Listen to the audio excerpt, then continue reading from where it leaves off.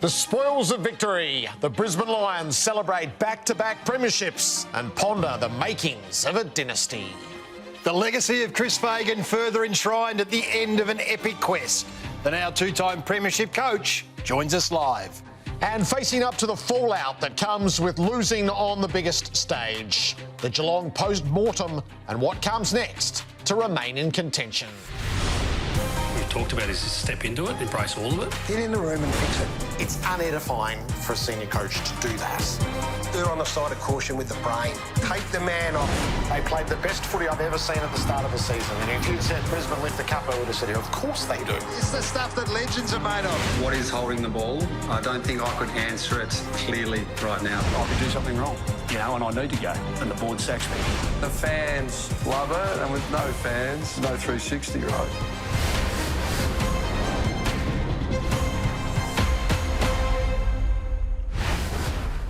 Final time together, our 93rd time together for the season, Gaz, and now we know how it ended. And not too many people picked it either, I don't think, Gerard. They might have had Brisbane winning, but I don't know if they had them winning by that much. What a finish to the season. Yes, it was a premiership gloriously won. Yeah, it was, and it was all tied up at half-time. And I think in recent years, close grand final finishes seem to have gone by the wayside, and this Brisbane side just stamped themselves, and what's to come is the most exciting thing of all for Brisbane fans. So what a great weekend. I think we know they're celebrating like winners. Mad Monday is still going. They're in the throes of it now. This was Cam Rayner a few hours back. I think I've had maybe 2 hours of sleep in the last couple of days, which has been nice. But I got back home last night. I got to see the dogs as well, which is pretty good. So I put the medals on them last night, which is awesome. But yeah, it's, the party rolls on.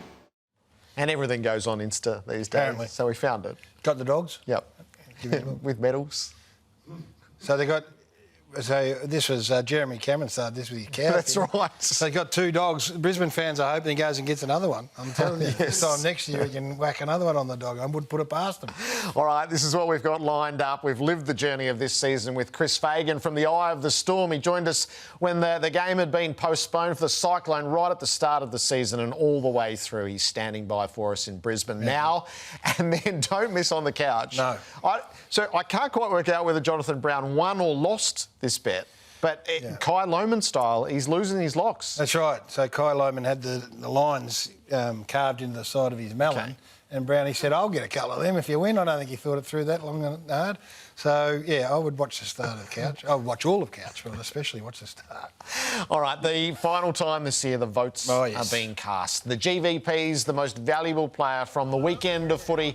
We know that the Mustang was won by Patrick Dangerfield, valued at $93,000, but we have a leaderboard to formalise and finish off with the biggest votes of the season. It's interesting, isn't it? Because this is Norm Smith territory. So from where I sat, I gave Dane Zorko a vote. I thought he was the one that halfway through that second quarter just kick-started them and got the Brisbane style of game back going again. And what a player he is. What a player Dane Zorko is. Look at this sort of stuff. His use by foot has been one of the highlights. This is one of the moments of the match, of course. But he just started picking the eyes out of it. And when he started picking the eyes out of it, you thought, that's kind of more like what we expect from this Brisbane side. We certainly didn't see it in the qualifying final. And I thought his role in all of that was really, really significant. So I gave him one vote. I gave two to the man that won the Norm Smith medal. It was a really open thing. It could have gone a number of different ways. But I will talk about Will Ashcroft later. I'm an unabashed fan. What he's doing is extraordinary, Gerard. 3 Norm Smith medals to Dustin Martin in 3 premierships. I remember saying at the time, we will never, ever, ever see that again in our lifetime. He's 21, this kid. He's got 2. And he hadn't even approached what's his best football. What a player. He's won the Garry Ayres medal now for the best player in the final series. He's got 2 Norm Smith and he was outstanding. And I thought Harris Andrews was... I just wanted to interrupt on Will Ashcroft for a tick. So they did know how to celebrate like winners, didn't they? Dane Zorko hijacked a goal and Calamachi celebrated it behind with the crowd. And just this little moment of acknowledgement. So you and Chief that caught your attention? Yep. Just a couple of old blokes calling this game. Well, it wasn't something the Chief would have done during his 4 premierships, but this is a sign of the times, and that was about 1:40 to go. No one would have begrudged him. They have proven to be a very humble team over a long period of time, so I don't have an issue with that at all. Sorry, I interrupted you. 3 votes. Harris Andrews got 3 for me. So Yeah, this will be a talking point for the Cats. He's dominated Brisbane. The last 3 times they've played them, I've watched and done all their games, and he's been the man standing in the back half. And this, the first quarter we'll talk about with Fags in a minute, it was a bit of an arm wrestle, defences on top, and then when he started the intercept mark, then you thought, again, a bit like Zorko. That's what it looks like when Brisbane are at their imperious best. And then he had a couple of willing sidekicks in Leicester and Gardner and Starcevic. Not big names, but he's proven to be just one of the great leaders, Harris Andrews. I loved reading about his influence on this side throughout the week, and he got himself up into... It got to 8. Nice. I did the auditing this afternoon. Oh, did you? So you gave him 2 votes in round 3 against Geelong. Now, remember, these aren't votes for a single game. These are votes for the whole round. Yes. So against Geelong in round 3, he got 2 votes. Yep. Against Geelong in round 15, he got 1 vote. I didn't know this. And then he got 2 in the preliminary final and 3 in the grand final. So 6 of his 8 votes were in his 3 games against Geelong. Well, that does not surprise me, and they weren't able to come up with a plan for him. That's as simple as that. All right, so that's how the GVPs finished. The agenda on this night always belongs to the Premier, and a worthy champion they are. The Brisbane Lions stared down all manner of adversity across the course of the season, and when it had to be won, they were ferocious and fearless, and they celebrated in all its glory. We've come a long, It is all fallen into place, magnificently fallen. through the heart. One of the things I tried to teach the boys about when I first got to the club was the concept of having a growth mindset, and the fact that if you want to be any good, you're going to fail a fair bit until you get there. And I always talked about the idea of failing our way to the top. We've come a long This is the most basic and fundamental reason for playing AFL, to create the opportunity to find yourself out on the MCG on that last Saturday in September. And we got into some finals, and for the first 3 years there, I think we won 1 out of 6 finals. Had a few lessons. But since that point in time, we've really become a very good finals team, and that's all on the back of learning our lessons. I think it's a good way to live your life, to be honest.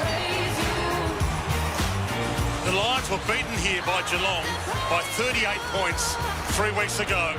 And that man, he's backed his boys in, and they have delivered.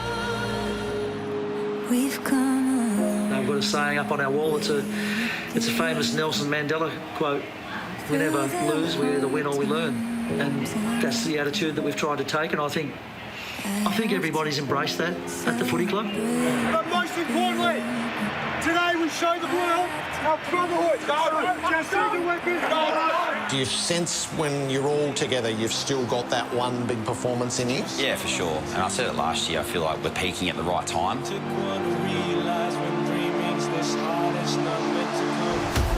is unreal! Lockie Neal! The super sub! The glory is coming the way of the Lions again. Their champions are rising. They're nearly at breaking point here, the Cats. They've got burst players, so they can just rip you apart in 10 minutes. So if they were able to get this done again, it's one of the great premierships. Anything is possible on a day that they will never, ever forget. What a game of footy. What a dynasty we're about to witness. And now it's just about enjoying the party with everybody else. It's a frightening performance. Try and stop us in the years that are coming. 10 goals to 2 since half-time. It's a smashing. It is an out-and-out smashing. They are a fun team to watch, the Lions. This has been a beatdown. A mauling from the modern-day gladiators. We're seeing something special here. I think the first feeling is relief. I think many people talk about if you could bottle that moment and just have a drink of it every now and then.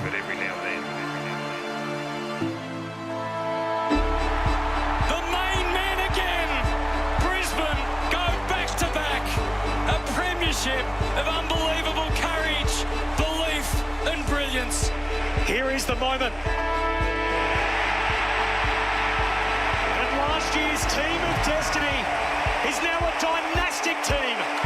The Brisbane Lions have gone back-to-back. Absolute brilliance from Brisbane. They're premiers in 2025.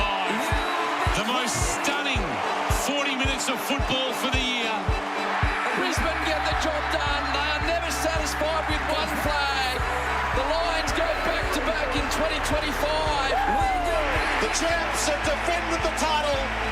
The Lions go back to back. True Lions, true champions.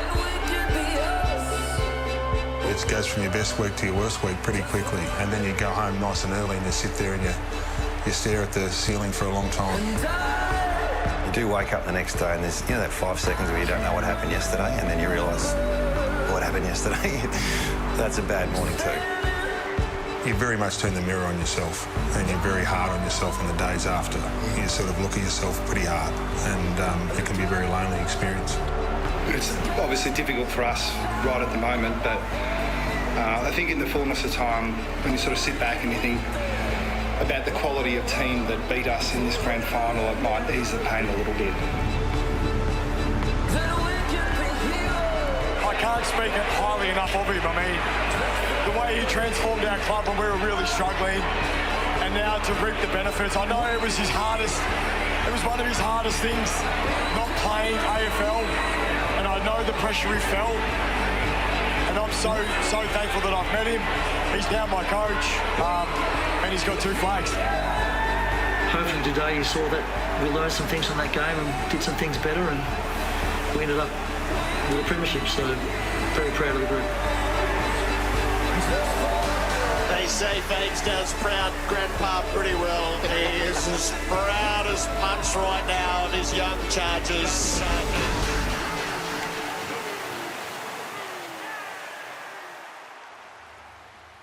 The team that learned their lessons ever so well, and they sit here tonight as 2-time premiers. Chris Fagan has been with us from the first week of this season to the last. We're thrilled to have him back on the rooftop in Brisbane. Fags, congratulations. Welcome back to 360. Yeah, it's great to be here, Gerard. It means we won the premiership, so thanks for having me, and you too as well, Garry. How does 2-time premiership coach sit with you?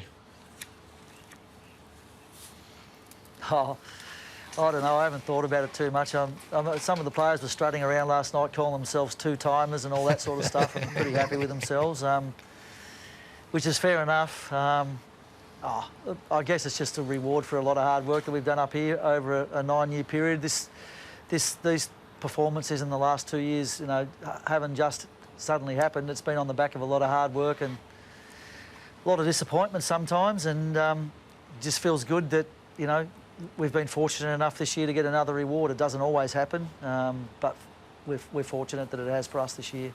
I do rather like the ornament that you brought to the background, sitting on the ledge just over your right shoulder. Did you have to rescue that earlier in the day? I did, Gerard. I caught up with the players for an hour or so on their Mad Monday, and Harris was looking after the cup and said he didn't quite know how the day was going to finish and could I bring the cup home for him. So I thought, I'll do that and put it in the background when we have the show tonight. So an added bonus. Looks magnificent, Fags. I love the fact that they're not precious with the cup these days. It gets thrown around and passed around and everyone gets their time with it. Has it got any war wounds on it after a day or two? Yeah, it has, Garry. I brought it home tonight and Ursula had a look at it. She said, there's a dent in that cup. And I had a bit of a look and sure enough, there is. So I might have to get a few repairs done at some point in time, or maybe just leave it there, as a part of history. One of the great qualities from the players in the aftermath and the hot-blooded hour straight afterwards is a lot of them thought this was better the second time than the first, for the journey that had been undertaken, whether it was the reward, whether it was their own personal challenge, whether it was the collective. Was it different for you the second time to the first? Yeah, I think I enjoyed it more because I just think winning 2 in a row is very, very hard to do. I mean, not that many teams have done it in history. I was lucky enough to be at Hawthorn when they won 3 in a row, but, it's just extraordinary to think that we're able to get there. There were many times this year where it felt like that wasn't going to be the case, whether it be via injury or the fact that, our draw was incredibly hard. So I just feel like we've had to go through a fair bit more this year than last year, believe it or not, to win the flag. And, a lot of our victories this year have been against the teams that have been in the top 8. They had to be because that's who we played most of the time. And so from that perspective, I think it's better than last year. There's a lot of satisfaction around it. And, last last night we had a bit of a function for the football department and all the players at a pub in Brisbane, and the replay of the game come up, and we sat there and watched the whole game together, and it was one of the most fun things I've ever done in my football life, to sit there with those players. They're cheering and carrying on and stirring each other up. It was absolutely brilliant. How magnificent. Hey, we'll go through some of the key moments in the game. We've got a bit of time to work through a few issues. So I was wondering what you're thinking at quarter time. It was a game dominated by defence. So look at it, Cameron, Dangerfield, Neil, Stengel, Close and Myers had scored a single point between the 6 of them. But you guys had struggled a little bit forward of the ball as well. But you had kicked 1 goal for from stoppage, and Zach Bailey had kicked 4 behinds. What was your take at quarter time when you got out to the huddle? I thought we'd done a lot right in the first quarter, particularly compared to how we were in the qualifying final, where Geelong got the jump on us. So I was happy to be in the game. I just felt like we probably left a few opportunities out there. We missed some shots that we possibly should have taken. So you always worry a little bit about that, but I didn't talk too much about it. I just talked on the positives, and pretty happy where contested ball was, pretty happy with our pressure. Just sort of the message was keep it going. So the ball movement style of footy that you play is so critical. You left your defensive 50, I don't want to get too much into the weeds here, but 13 times early in that second quarter without getting it inside 50 once, and you just thought, oh, hang on, it's got a little bit of a look about that Geelong game. But then all of a sudden Zorko gets involved.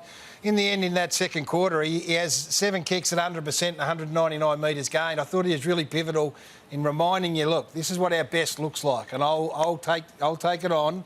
And from that moment on, I thought it was very much a Brisbane style of game.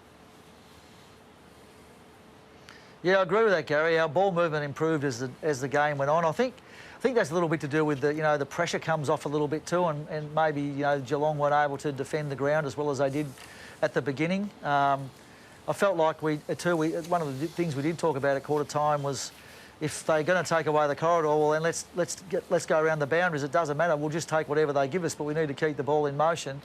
I thought we did that a little bit better, and as you say, Zorks was really important in all that. He's a risk taker, and every now and then he lets rip with a big clanger. But basically, when you get to the point in a grand final, you just got to take the game on. You can't just sit back and let the other team, dominate you defensively. You've just got to take a few risks, and he set the example with that.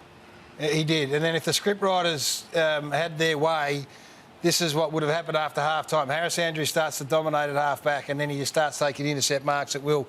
You activate Lachie Neale with your hold your breath, and he just spends 5 minutes running around, a bit like a chook with its head cut off, and then by the end of the quarter, he looked absolutely Lachie Neale at his best. Charlie starts kicking goals, McCluggage burns off Mullen, Bailey starts to kick straight, and I thought Darcy Fort just chugging along. So all those things, the scriptwriters going, yep, tick, tick, tick, everything's going beautifully by that stage. You had a nice feeling at three-quarter time, 19 points up.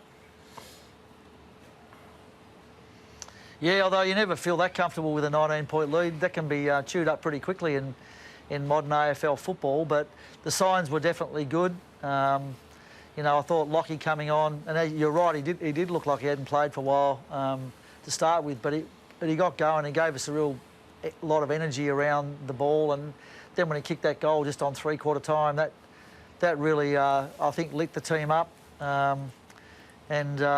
Everything did start moving pretty well. Charlie always brings a lot of energy when he gets into the game, and that's what he was able to do. I felt good coming in at three-quarter time. I thought we were starting to get a little bit of reward for our effort, but just reminded the players at three-quarter time we just got to keep going with our hunt, which really picked up around the stoppage in that third quarter. I think we were about equal at clearances at half-time. We might have been one in front, and that really lifted in the third quarter, which is important to us. And our game looked really intact, so it was a matter of getting out there. Just talked about the idea, scoreboard back to 0. Let's knuckle down and do that again. And fortunately, the players were able to do that.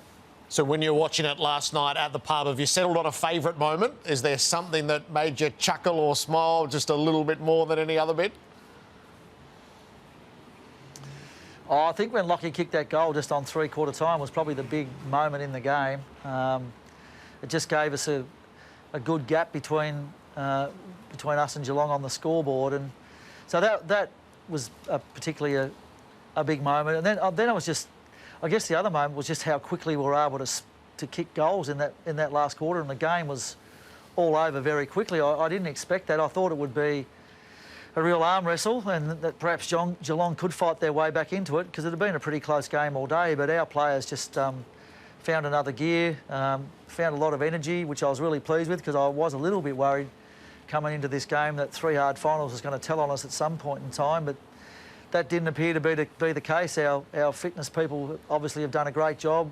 We recovered well from the week before, so you know, that last quarter, fortunately enough for us, ended up being some sort of a celebration. I do remember that strange walk that Kai Lohmann did after he kicked the goal, which sort of brought a little bit of laughter to the place.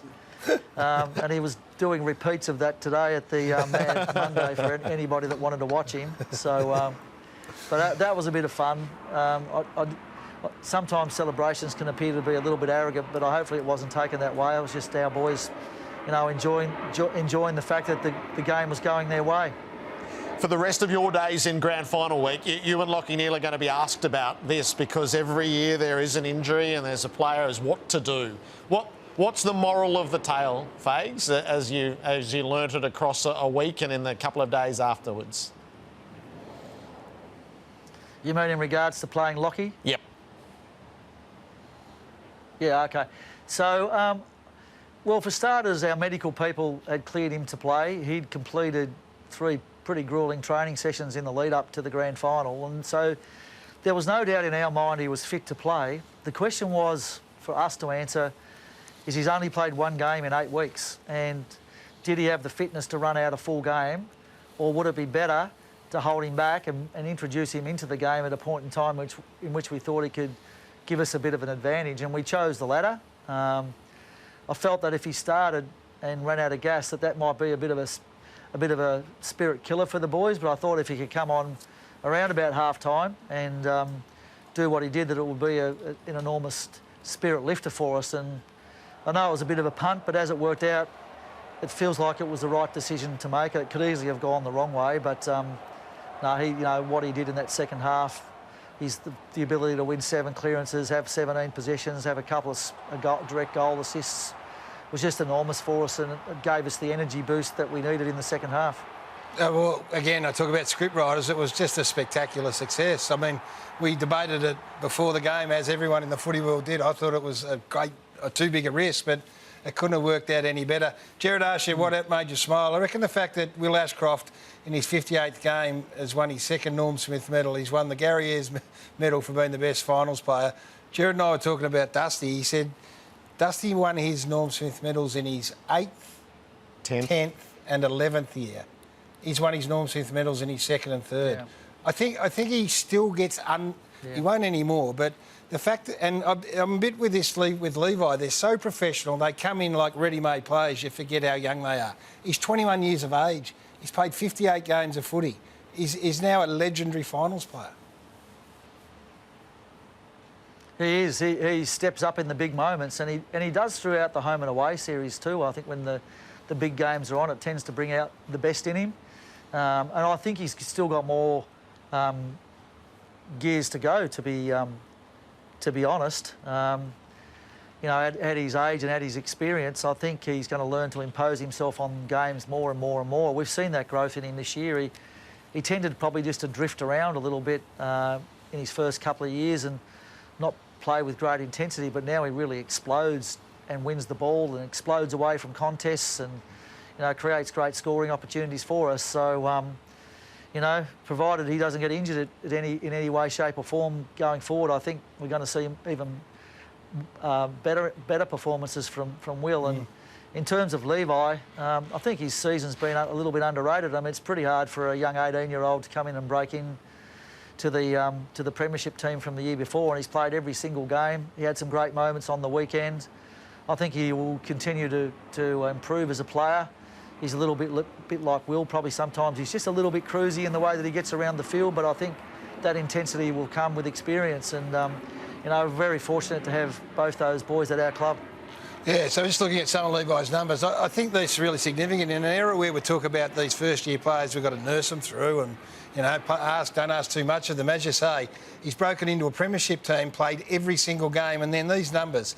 you're talking about some pretty fair Brisbane players over the journey here. So 5th most by player disposals, 3rd most by any player under 19 years, and from a clearance point of view, the 7th best by a Brisbane player after 27 games. You don't need to talk more about him. I think the footy world will realise that he's still 18 years of age, this kid. Yeah. He's just had one of the best years for a first-year player that you can imagine. It occurs to me we should get Marcus Ashcroft and Peter Dacos to actually run the industry-wide footy academy, and we should send our kids there for daycare and actually get them taught how to play. Yeah. Fags, just indulge us just for a few minutes on a personal front. So your place in history, you're already the oldest premiership coach. You were the first one in more than half a century to have done it without playing at the elite level.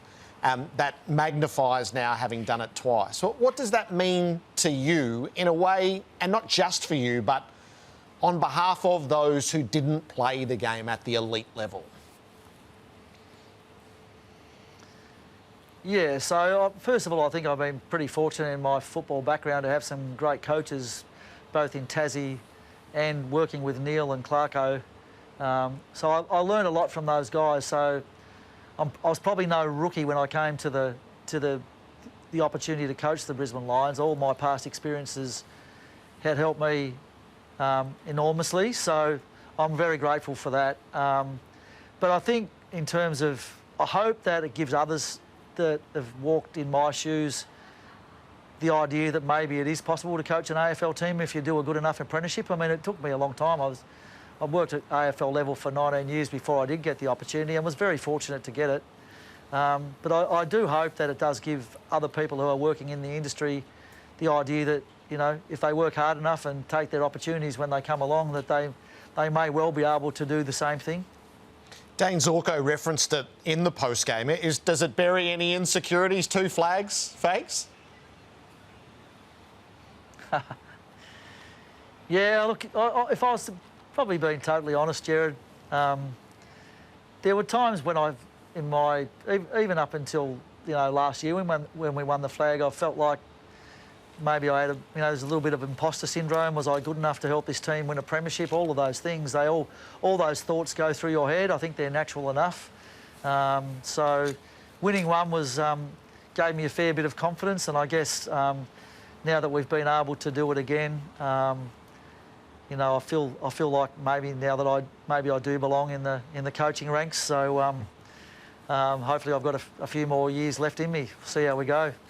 I reckon if we look through your phone, there'd be enough messages to suggest that you're very much comfortable where you're at. Neil Danaher, you mentioned him, you referenced him. 1998, Cameron Schwab got you to the Melbourne Footy Club as a footy manager, and the influence that Neil has had on you is well known within closer circles, but I'd imagine the messages that have come through in recent times, the ones from him, would mean the most, given how much of an influence he's had on you. You won the Neil Danaher Lifetime Achievement Award this year, as well as the Coaches Association Player of the Year. These are really special moments, I would imagine, for you. Yeah, they are. I surprisingly got a magnificent text message from Neil today, which I won't go into, but it did mean a lot to me. And it probably referenced a little bit that idea that maybe I didn't feel like I belonged, but hopefully I do now. But, you know, I just know that, you know, I got this opportunity because he had the courage to give a no-name from Tasmania an opportunity. And I can remember, and you were there, Garry, when I first turned up. I looked at you blokes and you're probably looking at me going, who the hell's this bloke, you know? And but he had the courage to give me a job, and he backed me in all the way through. Like, you know, when I coached the reserves the first couple of years, and I think we joined up with Sandringham, and I thought I'm going to have to be the Sandringham coach now. And he said, no, you're going to be an assistant coach. And then when Danny Corkin left, he came into my office and said, I want you to be the footy manager. And sort of I got this wonderful development at the Melbourne Footy Club off the back of Neil having a lot of faith in me. And you know, all those experiences helped me, you know, be able to do what I was able to do at Hawthorn with Clarko, and then obviously here now at the Brisbane Lions. But it was a tremendously courageous decision by Neil, and I'll never be able to thank him enough for it. Christmas bragging rights are going to be harder at your table as Grant's got the flag with Clarence and the Fagan medal. You'll bring 2 Jock McHale medals to the table. Mum was there for Grant. So this is the family businesses coaching. Just remind me, did Austin coach as well? Yeah, so Dad was a coach on the west coast of Tasmania. He coached Gormanston. They were a team around there. They were the Mountain Men, as they were called. I spent a lot of my youth going to training with Dad and standing by his side when he was coaching the team, and I learned a lot from him. He was one of those, he might have been a little bit before his time. I remember, often there'd be players from the team come down to our place for dinner, and back then they were my heroes, of course, and he just seemed to take a bit of a special interest in them and try to build a good sense of team spirit and comradeship. And I think I might have picked a few clues up off him there. I certainly do some of those things myself. What a coaching family you are. So tonight's not the night to look too far ahead, Fags, but all of us just so admire this team and it's the age demographic and the possibility. So you've been in a program that won 4 and won 3 in a row. Are you of a mind to pitch to them, this is the sweet spot, let's make sure we get all that we can from it? Well, we talked about, again, after the game, just, I think the key to us having a good year this year was we didn't get carried away with ourselves last year after we won the premiership. I thought, we got some confidence from it, but we stayed humble as a group, and I didn't see anyone develop a sense of entitlement at all, which I think is really important. So as long as we stay grounded, I think we can obviously challenge again next year. We've got a lot of young players on our list who are growing into great AFL players, and their best is ahead of them. And our older, experienced players, I think, have still got a fair bit of life left in them. So, right now I can understand why everybody's saying that about us, but it all still comes back to attitude and being prepared to work and continuing to try and improve and get better. And if we can do that, then we're a chance to be successful again next year. But that's the $64 question. Will you guide them for a little while yet, Fags? As in coach the team, Gerard? Yep. Yeah. For as long as I feel like I'm making a difference and they think I am, I often talk to our leaders and get feedback from them on how I'm going. You've got to stay relevant with younger people to coach them well, and you've got to stay relevant to the trends of the game. I mean, hopefully we've set a few trends ourselves, but I'm always mindful that you've got a certain lifespan at a football club, and I don't quite know how long that is, but some people have always thought that was around the 10-year mark. Well, I've done 9, so and I've got 2 more years to go. So if I get to the end of that and we're still being successful, I guess I've got a decision to make. But I'm pretty happy that the club's backed me in for as long as they have. Fags, brilliant. Thank you as ever. Yep. Well done. Thanks, boys. Thanks for your support of not just the Lions this year, but AFL in general. I think your show is a real hallmark for all clubs. Well, I think we all watch it and we respect it because we like and respect the fact that you guys have great opinions on footy. So thanks for all that you've done this year and for supporting the Lions. Two-time premiership coach Chris Fagan, and a big thanks to Carly Miranda from the AFL Coaches Association, who works with us every week for our privileged access. Back-to-back premiers. So there's a bit to unpack, our view on how it happened, the vanquish, the day itself, which seems to elevate year on year. There are so many memorable aspects to what took place on Saturday that will come to be iconic of the way the 2025 season unfolded. They just missed him with the bulk of that. It was a good duck. Just got enough. It was a good duck. They came from a long way back. I was wondering what he was doing. Thought he might have gone off and run, but they got him a bit. We revel in the Lions premiership this Monday above all others.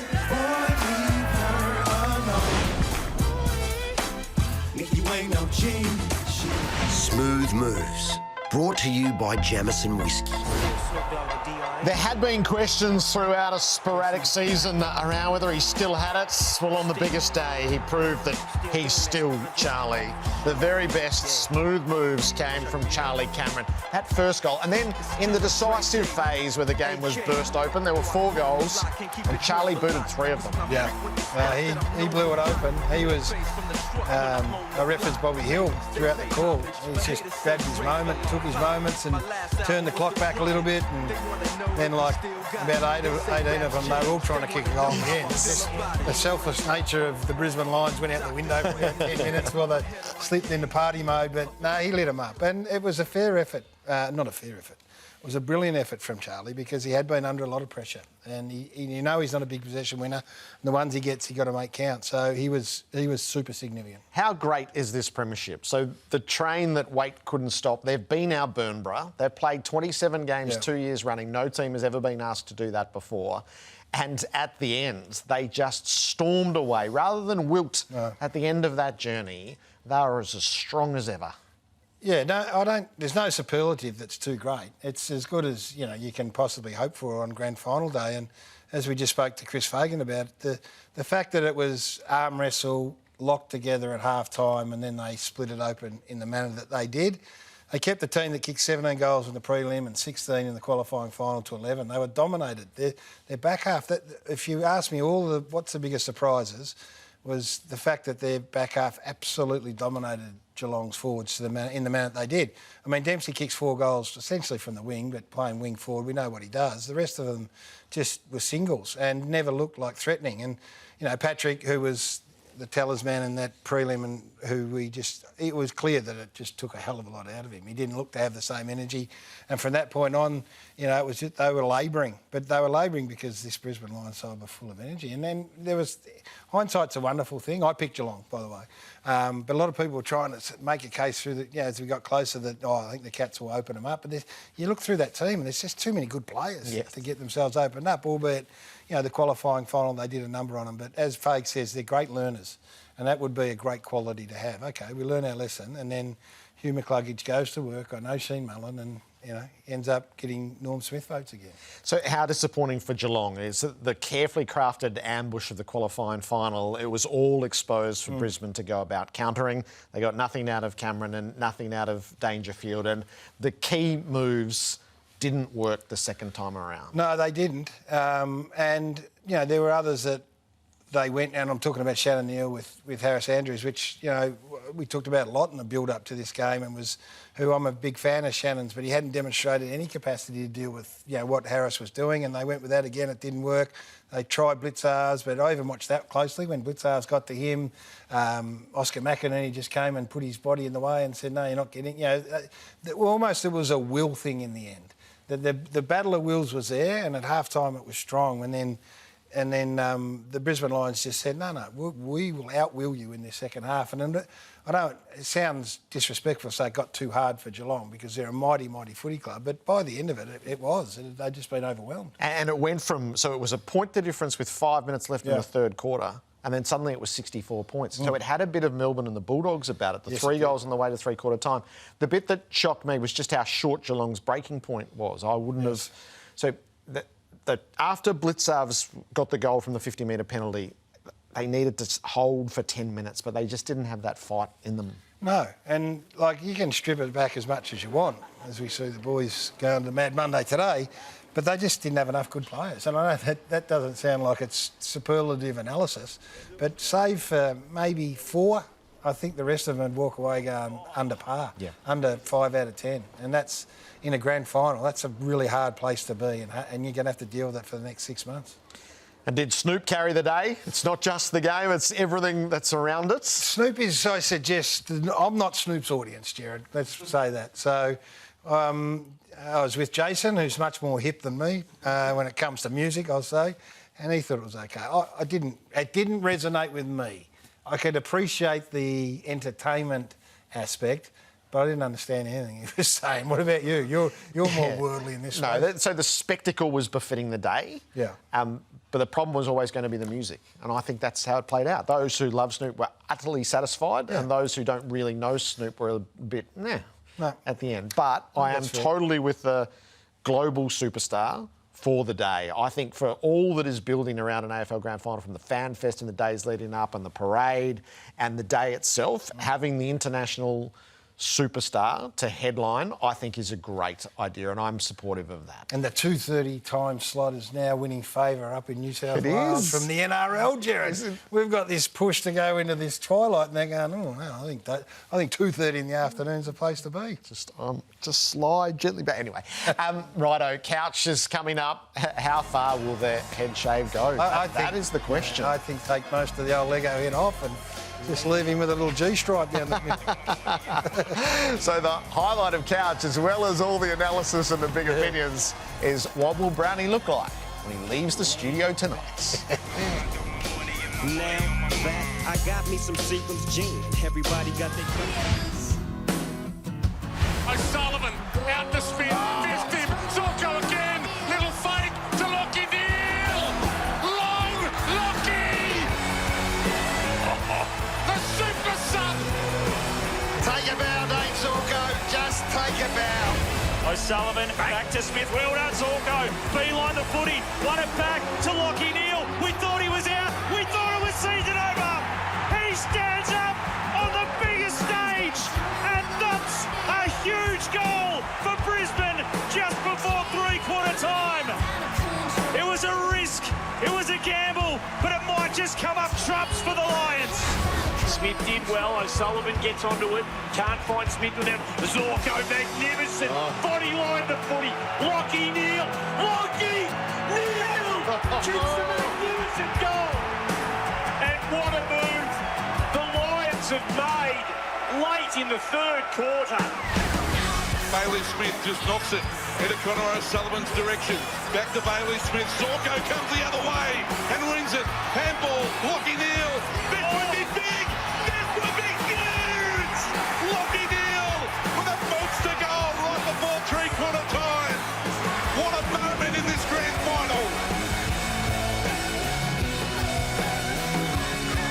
Straight to grand final folklore, the Maccas quad call. Right, nothing says it's trade time like the arrival of a contracted superstar across a border to meet with a rival club. Christian Petrarca is in Adelaide tonight with the Crows. Petrarca, Merritt, Curnow. Just give me your overall thesis on trade period. Pony up or... I was going to say piss off. Yeah. Pony up or bugger off. I understand where this is going, and if you're going after contracted players and you're serious about it, then be serious about it. And the message for the clubs who own these players in terms of the contract is it's okay to say no. Don't let them hold you over a barrel. Take a stand. And if you want them, if Adelaide want Petrarca, if Sydney want Curnow or whoever wants Hawthorn want Merritt, great. Knock yourself out. But don't whine and dine and, give the roses and the chocolates but not close the deal. That's just wasting everyone's time. So I'm saying pony up or bugger off and stop mucking around. Get the deal done. And there's going to be at least three, and I suspect there will be more somewhere along the way. All right, a little checklist. It feels like Christian Petrarca and Melbourne are heading for a mutual... Possibly, but again, OK, Adelaide, do something. We're opposed on Zach Merritt. I think the president's made his bed. He now has to hold him. Yeah, but I'm saying to Hawthorn, don't give some stupid deal that is going to just waste all our time for the next 3 weeks. If you're really serious, do something. Time to trade Charlie Curnow, I reckon, at Carlton. Again... But the Blues rightfully should say he's a two-time Norm Smith medalist. So if it has come to an end, then you make us and him happy and get the deal done. And the one I'm just as curious about is Jamie Elliott. Yeah, I'm fascinated. Jamie Elliott does leave Collingwood to go to Gold Coast. Who's going to be in the Magpies for? And Brody Mychek looks like he's headed out the door as well. So he's kicked 60 goals, Jamie Elliott. Yeah, I know he's 33, but so was Jack Gunson coming into this year. I think they've... this is not my space, but I read where Collingwood upped the ante. I think he may have family in Brisbane, I'm not sure, but I wouldn't be letting Jamie Elliott go. Trading day begins next Monday in this slot. Yep. In our slot? Yep. Magnificent. In our slot. So they will analyse every day's action. I know they will, Gerard. Share all the underground. When does it finish? That's when I'll be tuned in. Just give me the last day and we'll see whether we got these deals. A week and a half for the big finish. See who can get their deals done. Pony up. Bugger off.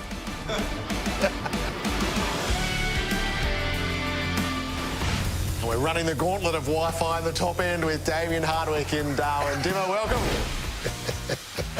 What's going on here? Right, Simo. Well, I'm just saying. You got the Queen wave going. I've got an alternate view, but I can understand it. That doesn't surprise me. I mean, mine's backed up by data. Yours is emotion and a tin hat. So I don't know. We can figure it out at another time, I guess. Tell me you're not impressed by that? No, I'm not. And some of those individuals within that midfield. Oh, it's just jammed up there. Right now you're frozen. Your Wi-Fi's in and out. Yeah, sorry, boys. I heard the word stoppage and I pulled the plug. Had Ginnivan gone for the first kick to the nuts, he would have got the week. He said two kicks. So he hasn't gone for the one to the nurries, but he's gone for the one to the shin. That's right. Had he gone for the one to the nurries, it would have been a week. Because the head and the groin are in the same... For the men's genitals as opposed to the shin. Who is the pickle in the West Coast Eagles suit? One of the Richmond boys, absolute legend, chucked it on and it was an absolute pisser. I'd like to umpire from the couch at home. I reckon Friday night before a game I can have 3 or 4 beers, have a little butt and I can say that's a free kick. All right, see you tomorrow night. Let's head to the back page. To the back page. I'm just trying to get my entry into that. She's doing a magnificent job. Congratulations on being the Jock McHale Medal presenter. You know I'm the bridesmaid. You know I was the second phone call. I did get a phone call, Gaz, and he's got the sunnies on his head, if you don't mind. Come on, man. Last night I was with my people down there at the Australian Fashion Week, and this is not the first time the horse has gone out a little bit of fashion. My dream is to wake up and Sam Constance is 65, not out, and just guide him through to his maiden test century. It's not the dream I have, Gerard, but for you, fair enough. Good feedback on that teeth game? Not good, Joe. Not good at all, to be perfectly honest. Jason picked it up and ate it, though, so that's... Oh, no. Yeah. Oh, yes. Oh, yeah. It's one of you blokes just killed me. What's just happened?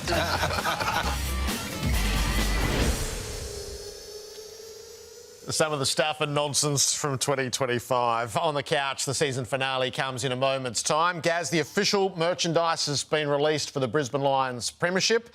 Here's how you can get hold of it. Official memorabilia. Use the QR code there.